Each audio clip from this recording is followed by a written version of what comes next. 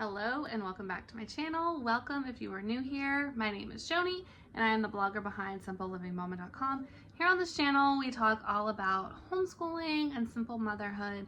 I am a large family mom. I have 7 kids and today I want to share with you guys what I'm using for my first graders main core curriculum for homeschool.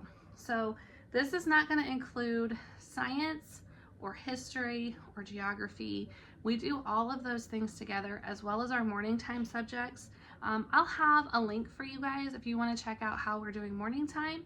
I haven't covered how we're doing science or history yet this year, but I do have a video coming out very soon sharing one of the things that we're using for sort of like a science unit study from Knowledge Crates. So that is something that we're sort of incorporating. I'm doing things a little bit differently. So when I first started my homeschool journey, I used My Father's World almost exclusively. And you know, I've been homeschooling for a long time now, so I've changed things up and I've added things and I've sort of taken other curriculum and I've seen it referred to on social media that you need to look at your curriculum like a menu, and that's truly what I've kind of done. Is I have chosen things that work for us and gotten rid of things that don't work for us. And I think that just comes with time. Once you've been doing this for a while, you feel more confident doing that. Now, when I very first started out, I intentionally chose a boxed homeschool curriculum because it told me exactly what to do and when. So we started with My Father's World. My first grader never used My Father's World. I started him in kindergarten with the Mater Amabilis Charlotte Mason curriculum. It's free. And I kind of did that with all of my kids for a couple of years. And then what has happened now is I still kind of use that as a spine and I pull in a lot of different suggestions and ideas from it, but I also do a lot of my own things. So I consider myself a Charlotte Mason inspired homeschooler. I am not a purist by any means. I know that there are homeschool moms out there who are very, very strict about how they view the Charlotte Mason method. That's not me. So it is what it is. I guess we're a little bit more eclectic because I will add in unit studies and I teach my kids with a different method for writing and a different method for reading than what Charlotte recommends. But I mean, I love her philosophy. It's rooted in so much of what I do, but also I am not afraid to use other resources or do other things that work better for my kids. So with that said, I guess I'll show you what we're doing for Bible. Now, I know I have gotten some nasty comments in the past about our Bible study and our religion in general. So, you know, I'm not gonna, if people leave nasty comments like that, I'm just gonna delete them because this isn't about, you know, a religious debate here. I'm just gonna show you guys what we use. You can take it or you can leave it. It's very basic. And you know, I have used other resources in the past that I enjoy, but we are a Catholic household, so not every single thing I use in my homeschool is Catholic based. I do use some Protestant resources as well, but obviously our religious education resources are going to be Catholic based. So we are reading New Testament Bible stories from the New Catholic Picture Bible. And then for our catechism, we are using the Faith and Life series. He's doing Faith and Life 1. I really like this. It is so easy to use for narration as well as copy work because you do each lesson. Each lesson has like a little Bible verse that's perfect for copy work. And then the lessons are short and sweet, so they're great for narration. Each lesson always ends with like words to know and then some catechism questions. So I really do like this series for our catechism. So obviously during morning time, we do some other things. We do some morning prayers and things like that. And then of course he has religious education classes at church, but that's what we do at home. So the next thing I'm going to talk about is literature, and we are following pretty closely the literature recommendations from Mater Amabilis. So right now we are reading English fairy tales, and he has a hard time sitting and listening to these if they're too long. If they're only a couple of pages long, it usually goes okay. If they're longer than that, what I like to do is I try to find like a YouTube video of this version of the fairy tale for him to listen to and watch at the same time, and that seems to help him a lot better. You know, we're still working on our habits of attention. He's in first grade, so we got a little ways to go with that, but I do enjoy utilizing YouTube for different read alouds and things like that, because it does seem to help their attention a little bit better.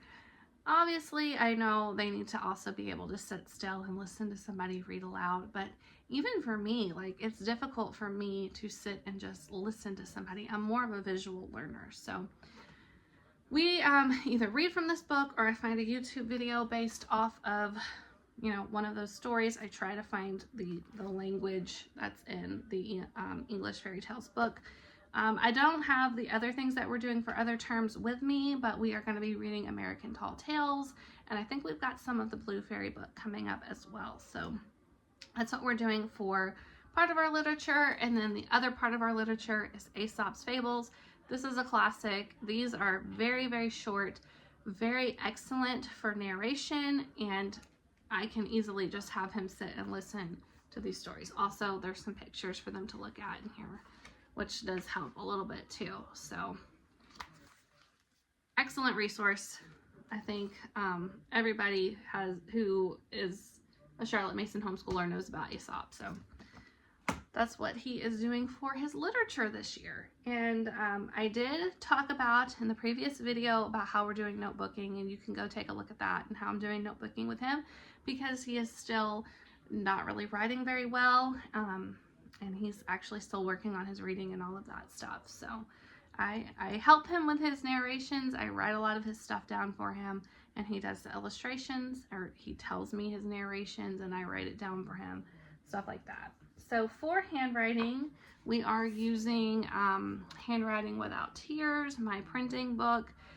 He is currently in speech therapy and occupational therapy.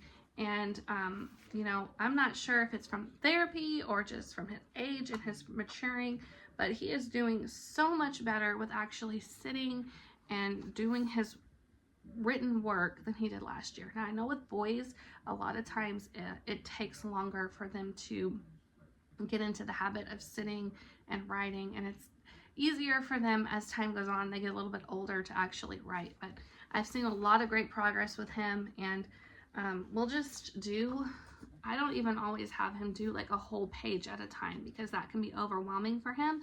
So I may have him just do one line at a time, and that seems to go really, really well. And this is my first year using Handwriting Without Tears, and I really like it. So my third grader is using it to learn cursive.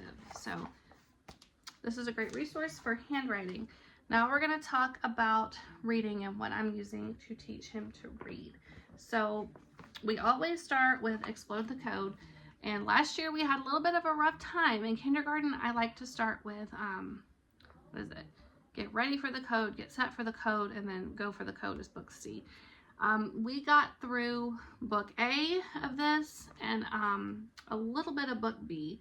And right now he is just about done with book B, and then we're going to start book C. So we're going to go through this series first, and then we'll start the regular Explode the Code workbooks. I have used Explode the Code with all of my kids, and it works. So that's why I'm sticking with it. And then for reading instruction, we are using Teach Your Child to Read in 100 Easy Lessons. This is one that I always say you either love it or you hate it. When I first used this with my oldest, he was only 4 years old, and I had decided I hated it. But the thing was, he was not ready to learn how to read. So I picked it back up. Actually, with him, we ended up going through the My Father's World stuff. But I think I did this with my second child, and I decided, you know what? There's really something to this, and if you wait until the child's ready to learn how to read, it goes a lot easier. So I have used this with, I think, most of my kids at this point. Like I said, my oldest, he ended up just using My Father's World program, but yeah, so this is what we are using for reading instruction. And then once he gets a decent handle on reading and he's reading some on his own, I will have him do Bob books. And we are also doing reading eggs. So I don't have him do reading eggs every single day, and it's not like it's something that is our main curriculum. But if he is waiting his turn to do lessons with me, or you know, he's just bored or something, I give him reading eggs and he can get that done, and you know, that's good as well, just good phonics practice and everything. So that is what he's doing for reading. There's a lot of different things there. And then this year for math, this is the very first year that I decided to try Math with Confidence. I love this curriculum. I think this might be my favorite math curriculum for young kids. I'm going to use the kindergarten curriculum when my daughter is ready for kindergarten. I don't know. We typically do switch over to teaching textbooks around 3rd, 4th grade. We'll see how it goes, because I know they're coming out with more of these, because I really like this. So it's very simple. You set up like a box with all of the little supplies that you need, and then you just go through and it tells you exactly what to do. It's very interactive, hands-on. There's 5 lessons per week, 4 regular lessons, and then the 5th lesson is an enrichment lesson, which I love because it typically has like a math book that's recommended and other really fun games that go along with it. So I'm loving that curriculum. And it also comes with, that was the teacher's guide, and this is the workbook. So at the end of each regular lesson, there's just very simple workbook pages. Let me tell you why I love this curriculum. So I was using The Good and the Beautiful for like kindergarten, 1st grade math with, let me see how many of my kids that I used that with. I think 3 of them. My 6th grader, my 4th grader, my 3rd grader. I used The Good and the Beautiful with them before I switched them over to teaching textbooks. And what I have found is The Good and the Beautiful's math curriculum can be super overwhelming. It's beautiful, of course, it's beautiful. It has beautiful illustrations in it, but there's the page just itself is overwhelming. There's too much on there.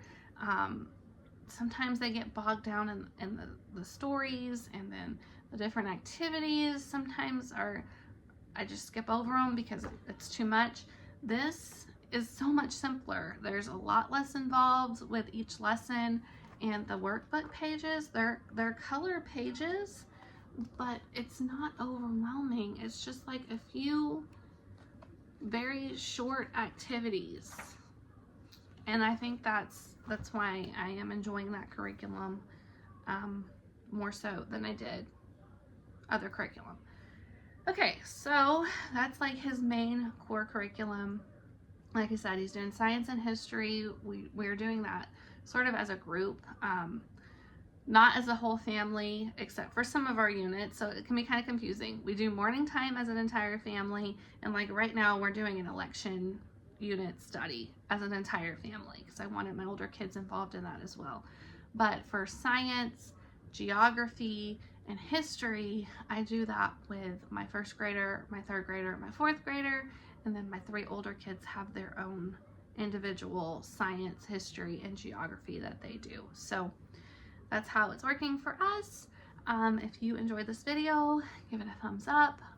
Don't forget to subscribe. Let me know if you want to know what we're doing for science and history this year, and be on the lookout for my next video on the knowledge crates, because that is one of our like science units that we're doing very soon. So I will see you in the next video.